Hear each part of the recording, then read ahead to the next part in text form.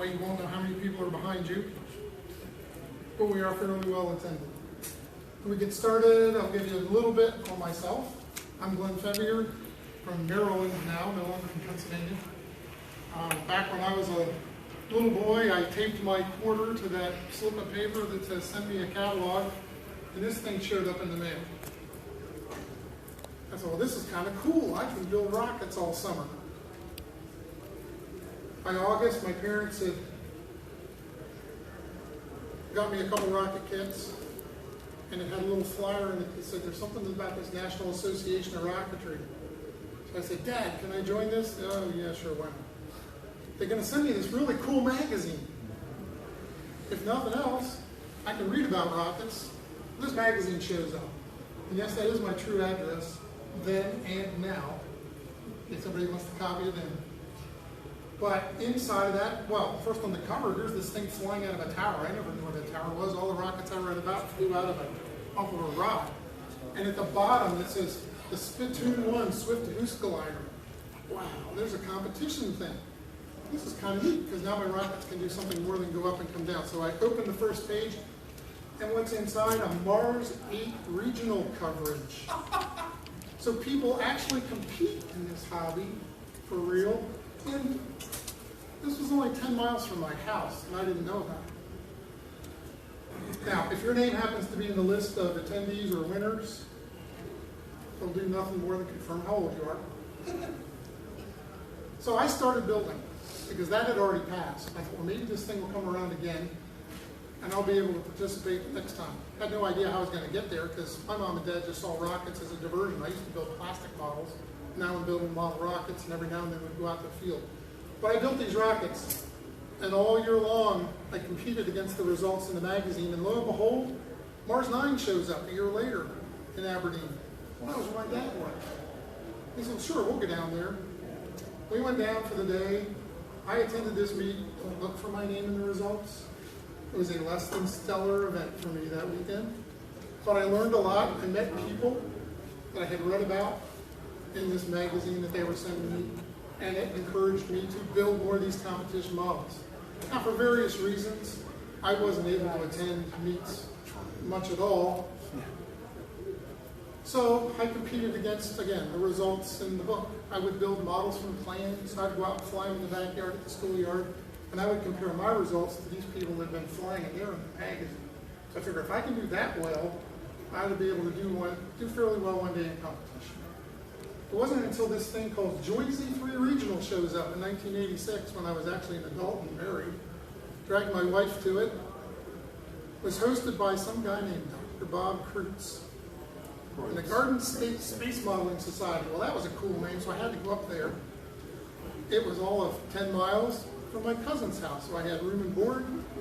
I got to go fly in a competition regional. Again, less than stellar results, because I'm still flying crepe paper streamers. I didn't learn about all the stuff that big-time competitors were flying, because that stuff didn't always get published in the magazine. So, as a result, I am now here to tell you a little bit about how competition evolved from what I did for a long time, and after many years after that, and more regular NAR competition, into what we now have as the National Rocketry Competition. What is the National Rocketry Competition? Well, the NRC, as we'll call it for short. Sorry if you don't like the acronyms, but it's easier. It's an opportunity for people to go out and fly and compete on a national basis at a local level. Kind of what I was doing as that young kid, because I couldn't get to those meets. There's no reliance on what was past formal competition. It was hosted typically by sections. It also comes up with a standardized set of events, which will change from year to year. It doesn't require big launch sites, at least that's the expectation. It's still managed, governed, controlled, administered under the U.S. Model Rocket Sporting Code. No longer the pink one. And that's a pink book, as my voice broke. 2017 edition. Make sure you check it out. It's different than what it was. The event selection is basically 6 events selected from a list of NRC events that are listed in Section 13 of that sporting code. 4 of those events are selected by the Contest Board, and 2 of the events are to be selected by the NARCON contest director for the following year. Now, if by chance, one of the requirements in the sporting code is that the list of NRC events will be published by July 1st. So it allows people time to start preparing for things after NARCON.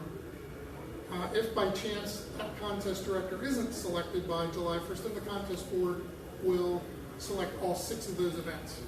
This year we came close, but we actually had a contest director selected that allowed him to pick 2 events that he wanted, and those 2 events would be used in his NARCON along with other events that he would choose to use. So this is the list of events from Section 13 of the Sporting Code. So this is the pool from which each year the 6 events will be selected. Quarter A through A PD, streamer, helicopter duration. Quarter A through A boost glide duration. B and C egg loft duration. Half A and B altimeter. A and B altimeter payload altitude. I'm getting ahead of myself. Half A and B altitude. A and B payload altitude, and B and C egg loft altitude, all using altimeters. For those of you who like theodolite tracking, it won't be in the NRC. You'll be using altimeters. This year, this contest year, the NRC began August 5th, the day after NARCON ended. And it will end on June 30th of 2018, so we're about halfway through. This year's NRC events are C egg loft altitude, A payload altitude, A helicopter duration, A streamer duration, half A parachute, half A boost glide. You'll notice in parentheses in some of those events, especially the duration events, there's a max score listed. We'll talk about that in a little bit. Otherwise, these events are flown just like any other event that's flown in the past by the rule book, sporting code. Altitude is the best flight of 2 attempts. Duration is the sum of 2 flights. That does not change. Who can compete? Essentially any NAR member. The divisions have been realigned a bit from what they were in previous years. A division is now 0 to age 14. B division is age 15 to 22. C division is ages 23 and older, and there's now a D division for 23 and older teams. Key point other than the age realignment is we are now providing an opportunity for A divisioners and B divisioners to compete as teams with people of their own age. A lot of times they would go to these meets, regionals, and they wouldn't have enough in an A division to make a full division or not in a B. And those A or B divisioners that were flying as teams would have to be combined with old guys. And that was pretty disappointing. We also hope that, if you were here last evening and saw John Hockheimer's presentation from the State of the NAR, there's a spike now in the 16 to 21 age group. Maybe we'll be able to latch onto that and catch it. That spike is primarily due to TARP. Those kids are used to flying as teams. Maybe we can encourage them to try out some of these NAR contest events as a team in B division and fly against people of their own age. Caveat at the bottom, teams flying the division of the oldest member. So if you do have a 1-year-old modeler that dad wants to fly with, dad's older than 23, he'll be flying in D division. Or she will be flying in D division. Again, if you have A and B divisioners that want to combine, and there's B divisioners in there, they would fly in the B division and not in A. Okay, that's a confusing point for me. Okay? I know lots of guys who are younger than 23 and have children they want to fly with. So what's the deal? If they have children they want to fly with and they are younger than 23, they would be flying in B division.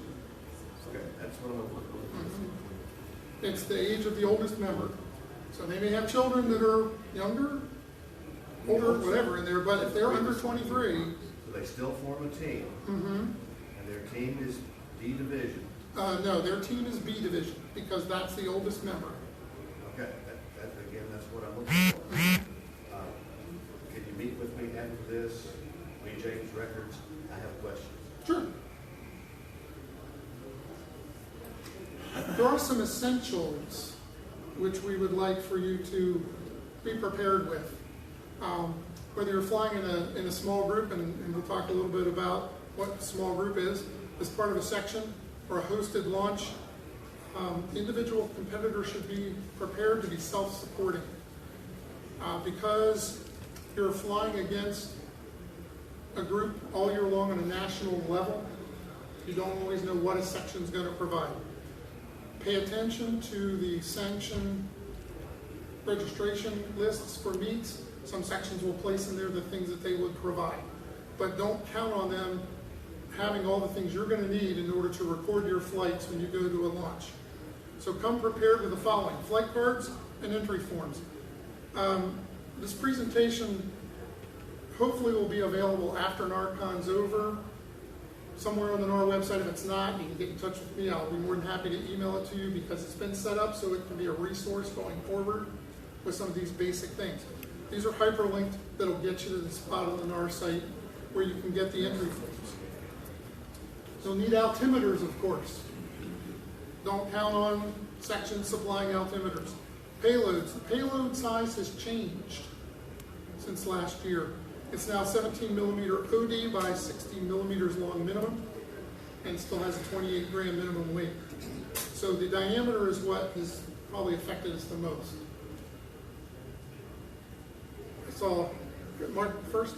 And I've seen this somewhere, and I'm just forgetting. So the existing payload records will be sunsetted and all starting fresh, or a new record in a category will supersede the existing record because of the change in diameter? Well, you can still fly this event with 19 millimeter or 18 millimeter payloads if you choose. They're still 28 grams. Okay. So they won't be, at this point, there's not an intention to have them sunset. Okay, cool. Just wasn't sure. A question on the payload. If you do payload altitude, is that including the weight of the altimeter? No, So it's separate. that is, yes. This payload is the sand payload, So it has to be 28 grams. 28 grams, So no less than 28. The records.dat file for contest manager is available for download on the NAR website on the records page. Okay? So it says minimum length and a minimum mass is the 17 OD maximum or minimum? The 17 OD is a minimum value. Right. It's a minimum value. And I will give you a tip. If you're the average Joe that wants to build a new payload and you use, head off a little R&D. Motor casing could work as a payload containing device. Not enough volume inside for enough sand to get to the 28 grams. Unless you're creative. Two couplers work very well as a payload containing device. 60 millimeters will be short for the average sand. You're going to have to be longer. You're almost at motor length, almost at 2 3/4 inches or 70 millimeters Probably be longer than in a that. conventional sand. So, pay attention. It's not as simple as go out and buy a tube, pack it off to 60 millimeters, fill it with your garden variety sand, and you're going to have a payload. You might be disappointed. Not Mike. So, yeah, you will be. You will be. Contest manager is necessary for the NRC. Results will be submitted to the regional contest board using contest manager. So again, here's a link to download the latest version of contest manager. You don't have to use it on the field to record your results. You can process those however you see fit. But there's a verification component to all the results that are filed in contest manager is how that'll be handled. You're going to need a thermometer. The altitude events now have a temperature compensation component. You just barely see 21 degrees C back here in the background. It's an inexpensive thermometer. You don't got to get anything fancy. This one was like $8.95. Yeah. $5.96. Okay. Whatever you can find. Available from Walmart. The idea is, you want to have something in your hand or available on the field. So you can spend as much or as little as you want as long as it can read temperature. Yeah. You probably, I wouldn't say it would discourage you from using your phone. If you want to use your phone, sure. But that temperature may be somewhere at a distance. And it may not be reflecting what you have at your site at that time. And although I was a little skeptical when the temperature compensation thing was put in, it became pretty evident this fall how much that change in temperature can have an effect on your final altitude. I'd also caution, thanks Glenn, that you mentioned using the phone for temperature, so if you've got something like Galaxy sensors on your phone, that's internal telephone temperature. That doesn't have a whole lot to do with the outside air temp, so please don't use that. You will get some really flaky temperature. And encourage people to buy a small thing. This one that I got has a little magnet on the back. I can stick it on my range box in the shade, by the way. Don't put it in the sun. In the shade. Stick it on your range box. Stick it on the check-in table if you happen to have a metal on it. That way it doesn't get slid off and lost. You're also going to need to bring an egg if you're going to be flying any egg loft flights. Sections may or may not supply the eggs. Did I hear you say don't put the thermometer in the shade? Don't put it in the sun. Okay. Don't put it in the sun. Leave it in the shade. The eggs still have to be between 57 and 63 grams and no more than 45 millimeters in diameter. At the local level, it's only self-penalizing if you violate that. Because if you go to NARCON with a qualified flight and you flew a lighter than usual weight, you're going to get whooped on by the guys that flew the regular stuff. Because those eggs will be weighed and measured. So do your best, abide by the rules. Sanction an NRC launch. We talk about, Ed and I have talked about doing it in 3 easy steps, and that's what we tried to make it as simple. Things we can do in 3 steps. Step 1, go to the NAR homepage. From the left-hand menu, select Contest Flying. There'll be a flyout that says Register an NAR Launch. This opens a registration page. Make sure you select NRC Events Launch as the type of launch you want to register. There's a whole list of them in there, the different kinds of things you can register. Some of them are even outdated. But in order for your meet to show up in the list that subdivides into NRC, you want to select the NRC Events Launch. And then you simply enter the details of your launch below. The information you put in there is going to automatically be uploaded to the NAR launch calendar so everybody else can find it. No more of this, I've got to submit a separate request. Oh, I forgot to submit a request. Wasn't a request even submitted? It's automatically done.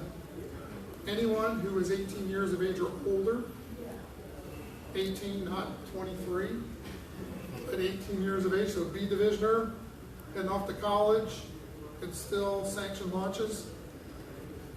So 18 and older are the ones that sanction a launch.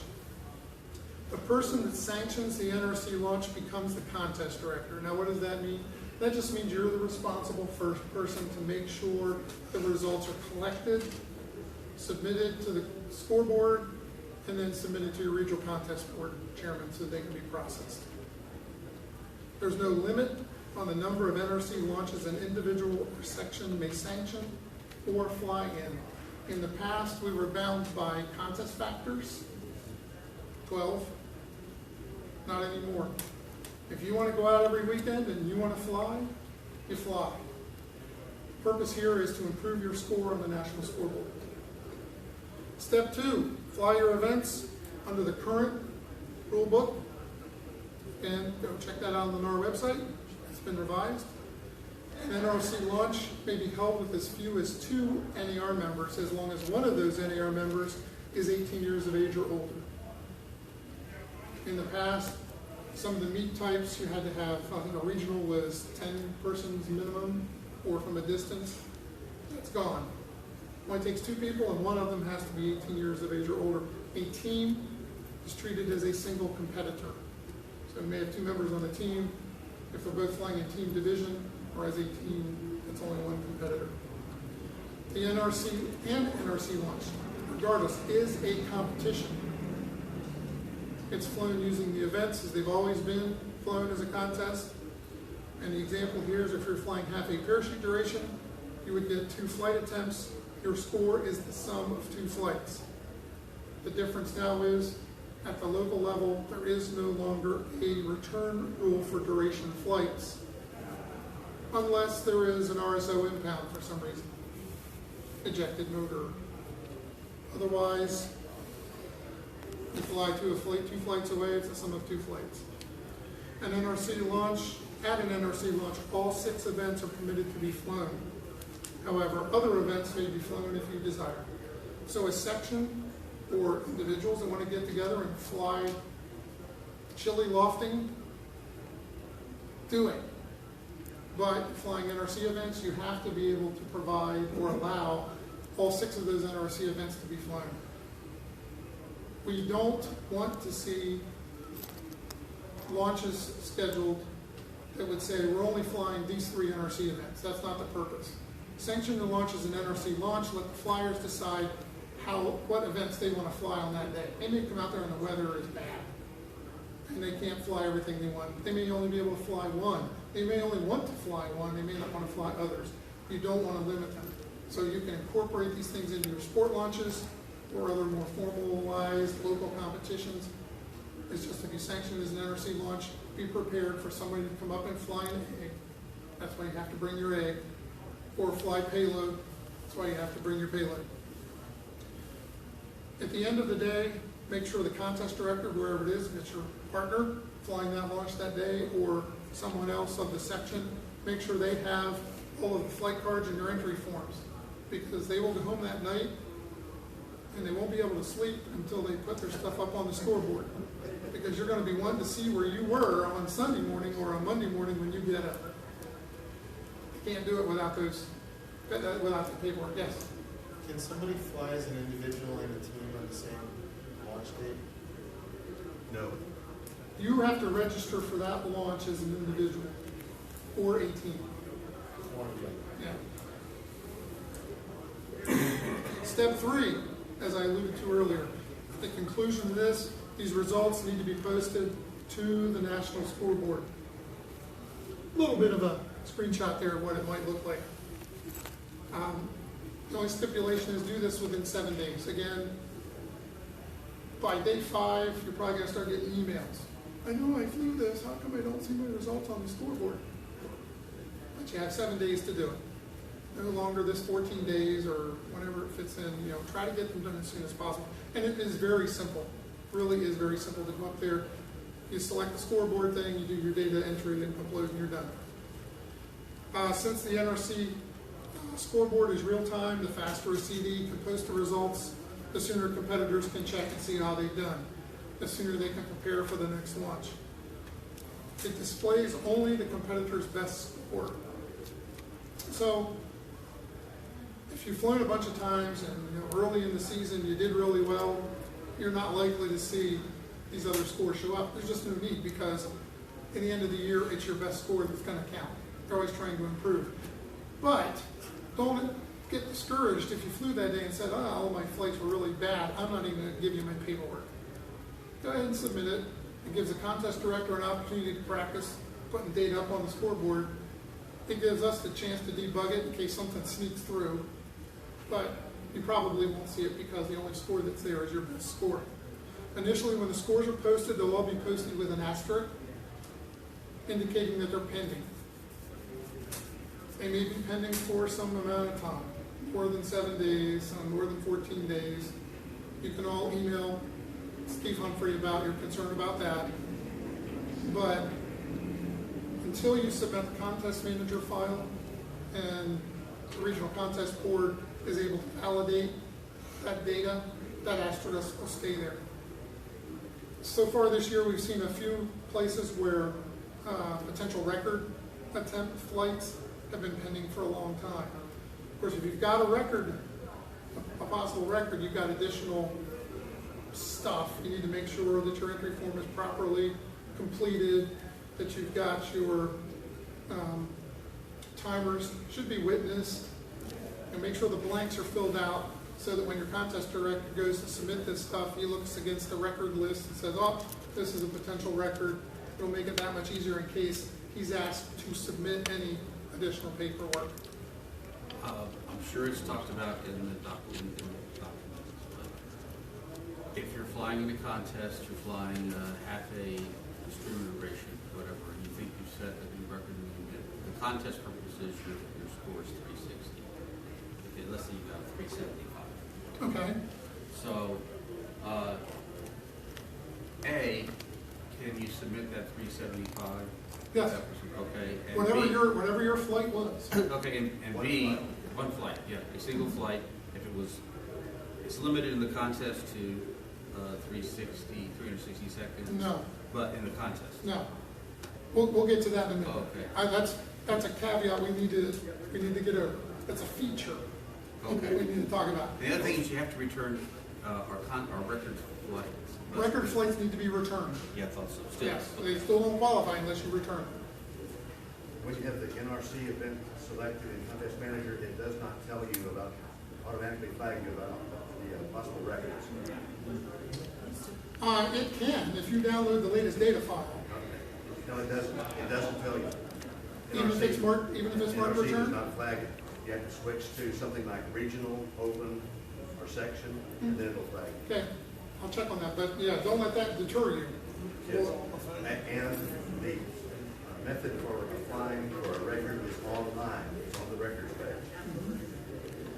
I have one question about submitting the scholarship to the competition. I don't know if this is the right time to ask it or not, but we had some issues with some of our sections launches this fall where the people's emails were getting blocked by NAR and never getting to the regional contest coordinator. Okay. And the only reason we found out was talking to the contest coordinator like a month later. How come your results didn't show up on the scoreboard? They never got the emails that were coming in, so some emails were just getting blocked going through the NAR filter. Okay. So we've had to directly, in the case with Dan, we had to directly email Dan, and he got them fine, but going through NAR, they were getting blocked. Okay, I'll make note of that. Nothing I can do about that, but we'll check in on that. And then, after you've completed those 3 steps, start all over again. Repeat. Sanction another launch, find another sanctioned launch that you can attend, and go fly. Again, there's no limit on the number of times you can fly NRC events during the NRC year. The whole purpose here is to better your score each time you go out.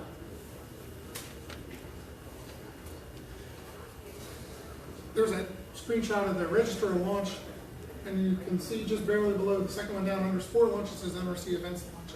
So just make sure you select that when you go to register your launch.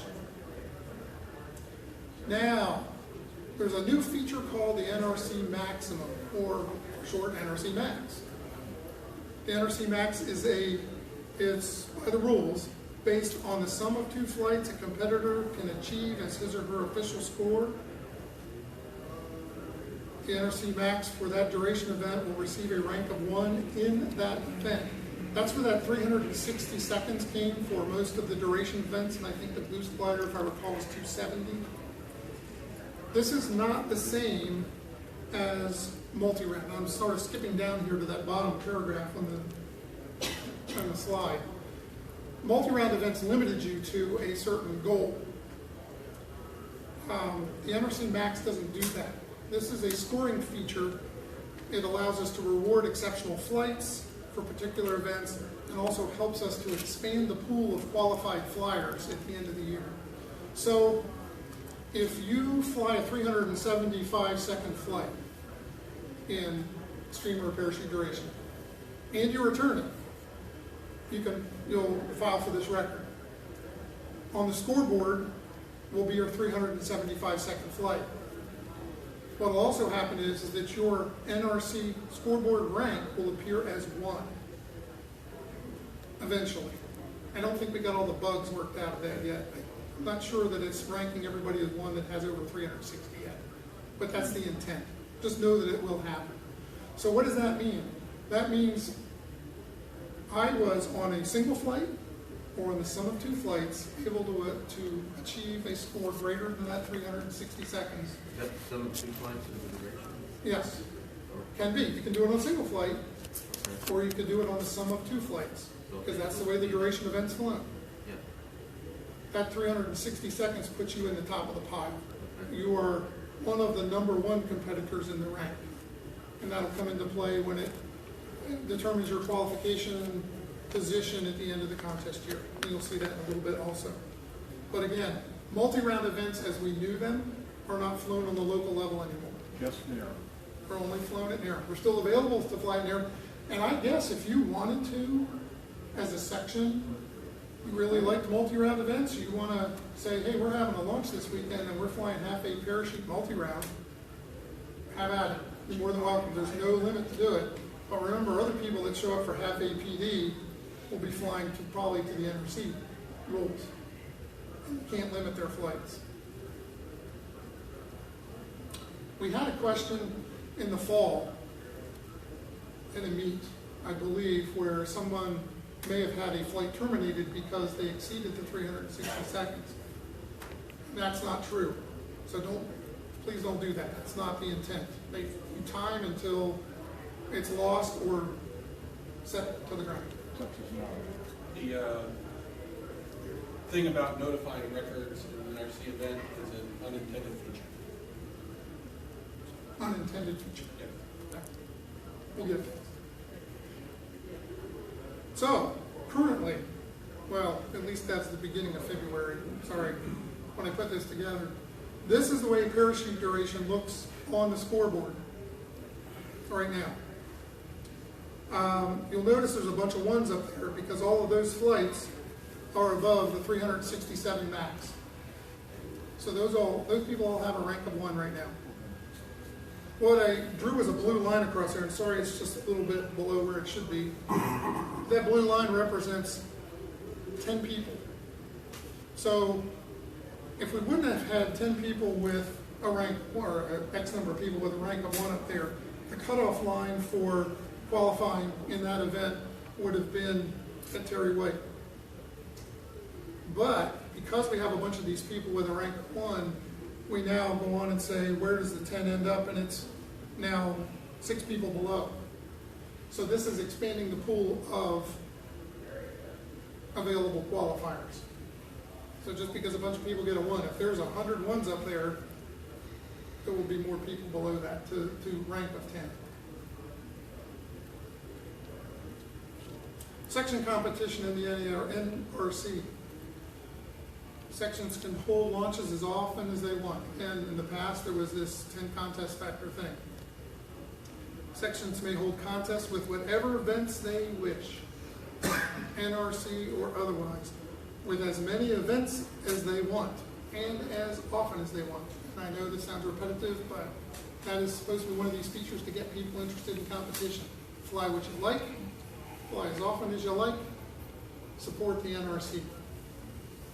Sporting code rules are still available for use. Events weren't retracted from the sporting code. They can still be used. If you want some basis on which to fly your meets, you can come up with fun events if you want to.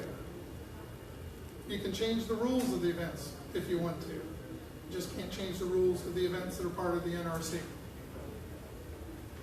And if you want to hand out awards, trophies, ribbons, prizes, whatever it may be, you can still do that. All that's done at the local level. There are no points reported any longer from the local level up to the national rank or scoreboard. And as I've said before, no longer do we have weighing factors to impose limits on the number of events that you can put in there. Much or you want small, it doesn't matter. And this is a key thing to remember, any NRC event may be flown by any NER member at any sanctioned launch, regardless of what other events are flown at launch. So if it's an NRC sanctioned launch, you need to provide for people to come in and fly any of those 6 events at their launch. These are some examples of meets that have been held in this fall. 2 of them on the left-hand side this fall, 2 of them on the right are proposed events coming up. You can see how things were done, maybe a little bit. Ramtech 20 was held Labor Day weekend, pretty quickly right after NARCON. Fortunately, I was able to get the list of NRC events in time that we were able to use a portion of the NRC events in our section like Classic Model. The weather was really bad. We were dealing with a hurricane that weekend, but we still flew.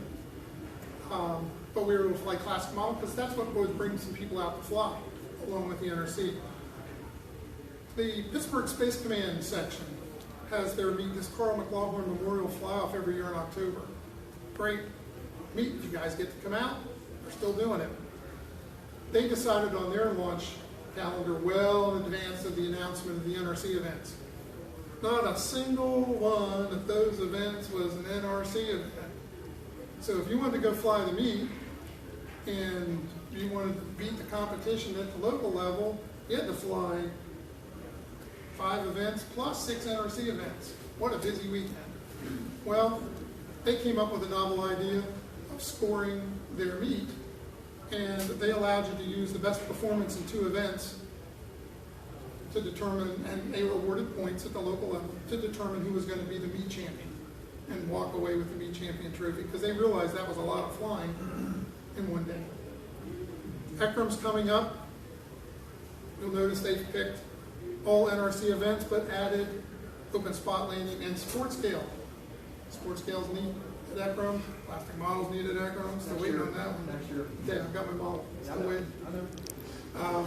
But NRC events. Steel City Smoke Trails, another one that Pittsburgh Space Command holds. I think theirs is in April this year. Yeah. Actually, NRC events. Note that their 3 NRC events are just like ECRM's. So if you go to the Steel City Smoke Trails, you get to practice for ECRM. They also added Sea Super Rock altitude with altimeter.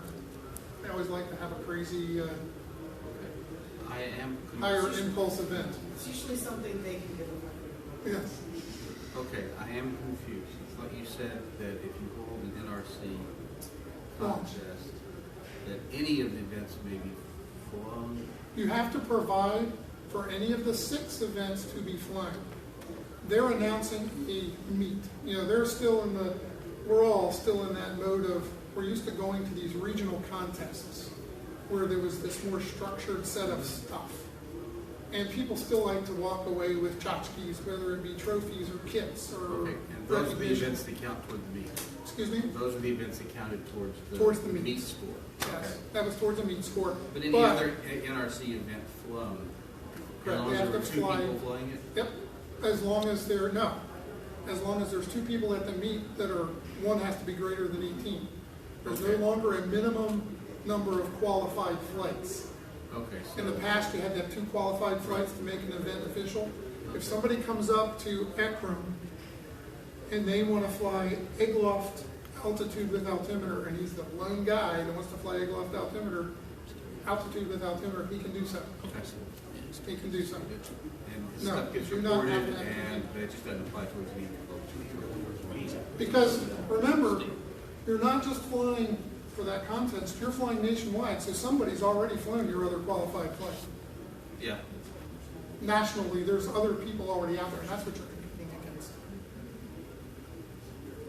So this allows more flexibility in how people like to have meets. Whatever gets people to your contests, whatever excites your people about flying, maybe some competition and might get them more on this side of the wall, that's what we're trying to do.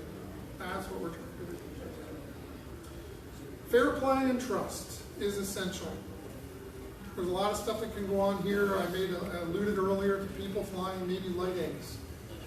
But this is what it's all about. Competitors, you're going to fly to that book. It's still the rule book. Abide by the rule book. All altitude events require the temperature compensation. You will need to apply that compensation.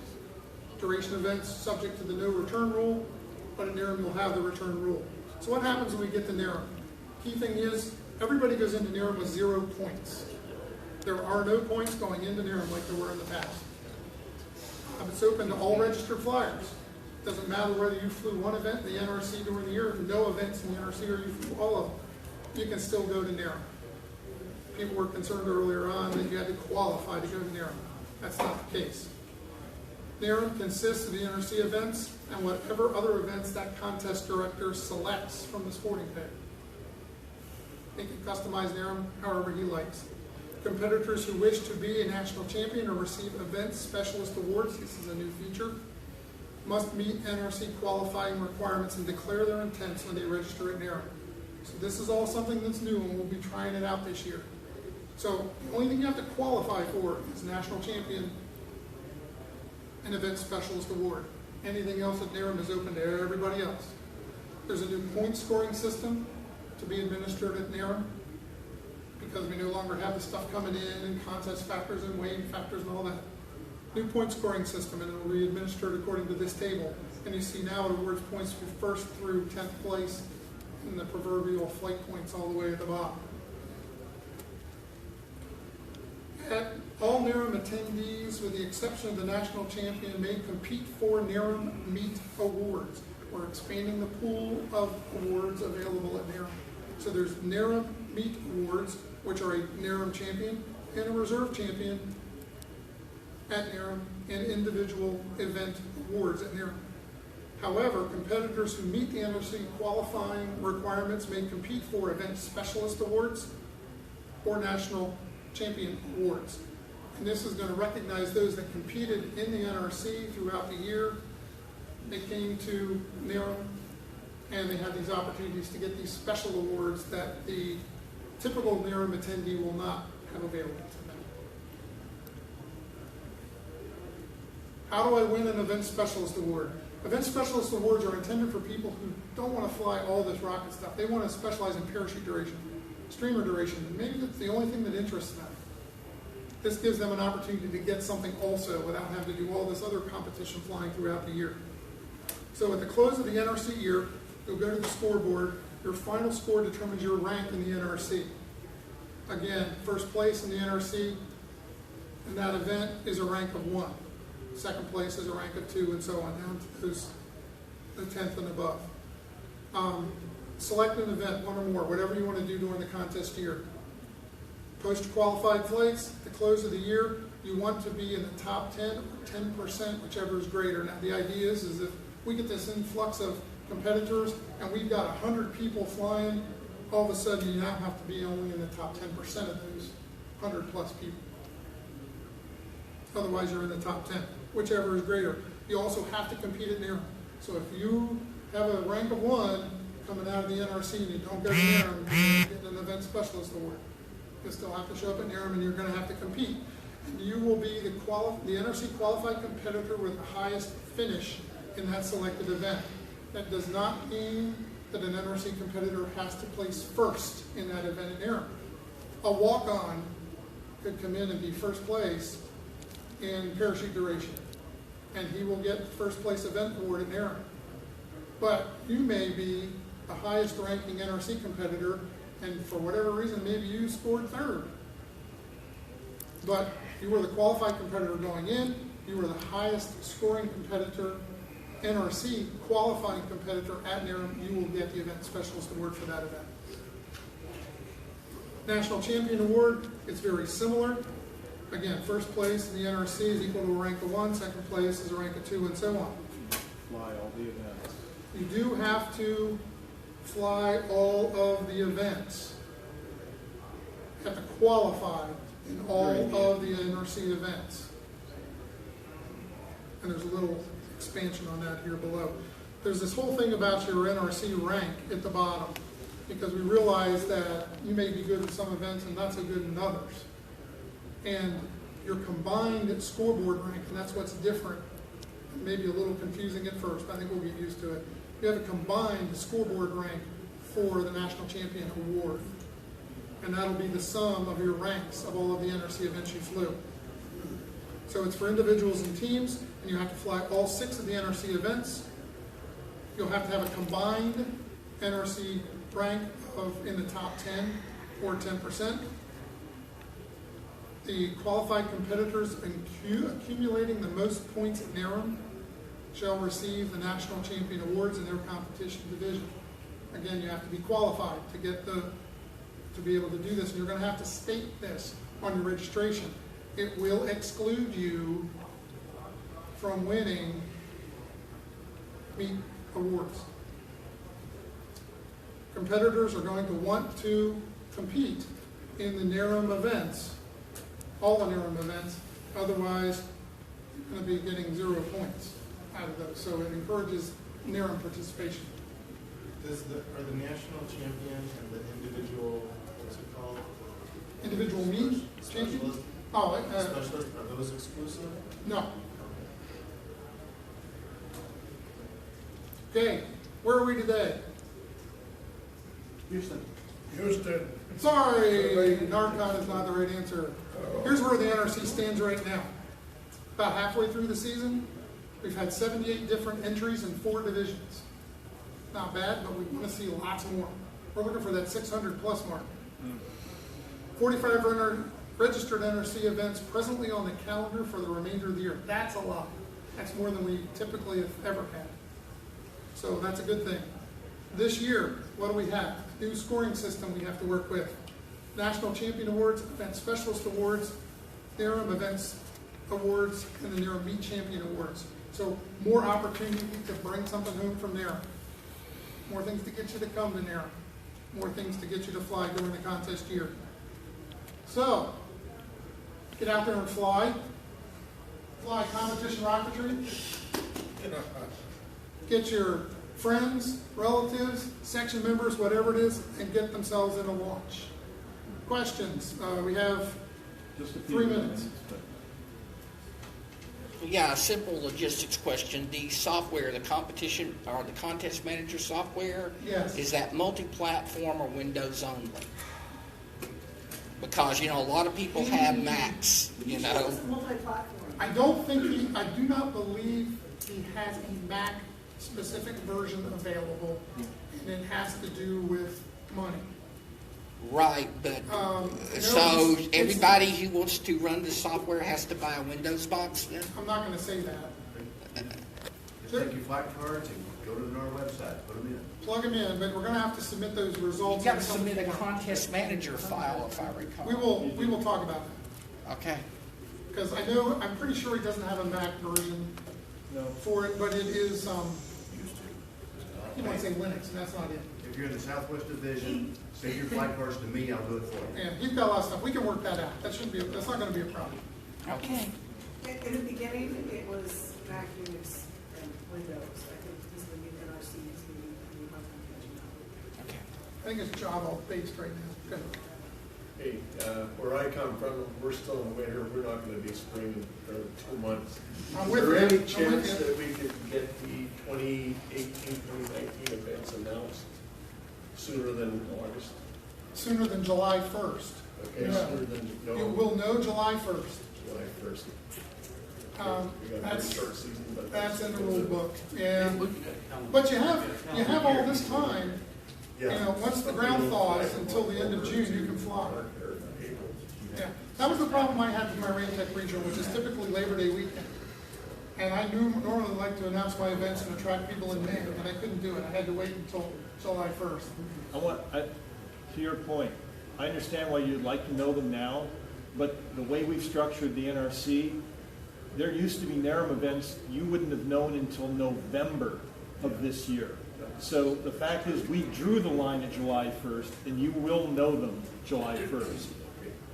So we'll know the events a month before.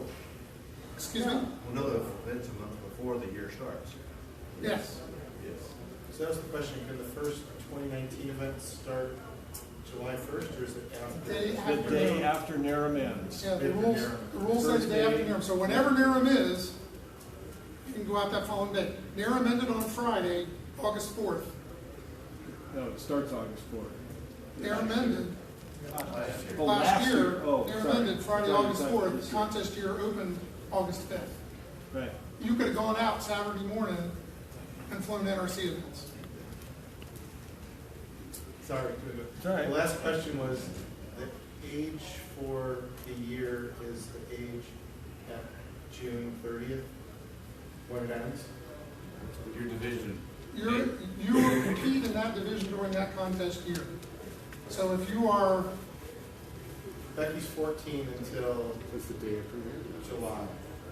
okay, she's in A division through July, and NARM is a continuation of the NRC year.